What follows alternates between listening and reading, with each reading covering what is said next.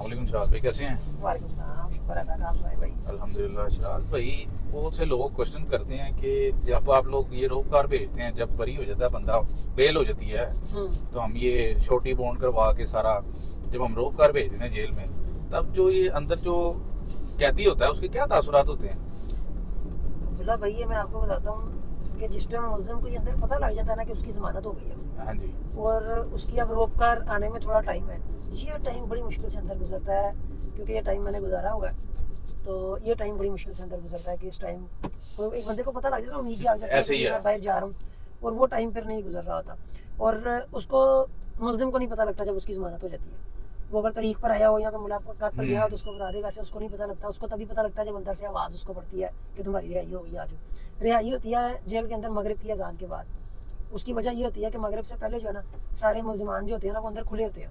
मतलब दिन को खोल देते हैं और रात के टाइम उनको बंद कर देते हैं। ठीक है। और मगरिब के टाइम गिनती जब बंद होती है, तब जेल के अमले के लिए मुलजिम को ढूंढना और वहाँ से निकालना आसान होता है।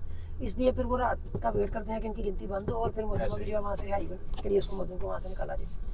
तो रिहाई जो है मगरिब के बाद होती है, और बड़ा ये एक समझने के एक्साइटेड मोमेंट होते हैं ये।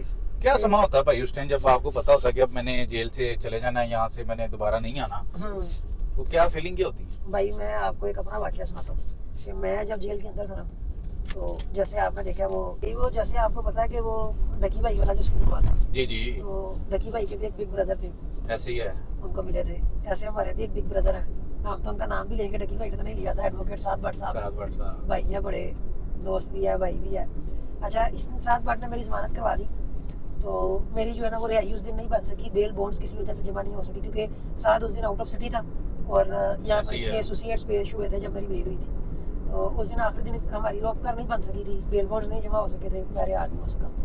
तो जब मैं, मतलब वो रात जो मेरे लिए गुजरी थी ना, बड़ी मुश्किल रात थी कि मतलब मुझे पता लग गया कि बेल हो गई और मैं बाहर नहीं जा रहा। खैर, फिर अगले दिन मेरे साथ से रब्ता होता है, वो पीसीओ का दिन होता है, मैं इसको फ़ोन करता हूँ और वो मुझे बताता है कि मैं तुम्हें आज लेने आऊँगा, तुम्हारे बेल बॉन्ड्स मैंने जमा करवा दी हैं, तो आज शाम को जो है ना मैं तुम्हें खुद लेने के लिए आ रहा हूँ।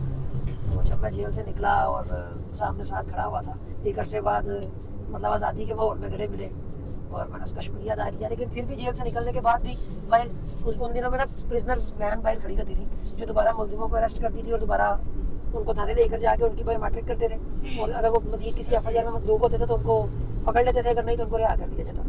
तो वहाँ पर जेल के गेट के बाहर बल्कि सात भट्ट की पुलिस वालों के साथ काफ़ी ज़्यादा मुठभेड़ हुई इस बात पर कि ये कह रहा था कि मैंने शराज को नहीं जाने देना आपके साथ। ऐसे ही है। और काफ़ी ज़्यादा वहाँ पर मतलब मसला भी हुआ, लेकिन बहरहाल उसमें से भी हम जो है ना वो क्लियर हो गए और एट दी एंड जो है ना हम अपना घर आ गए।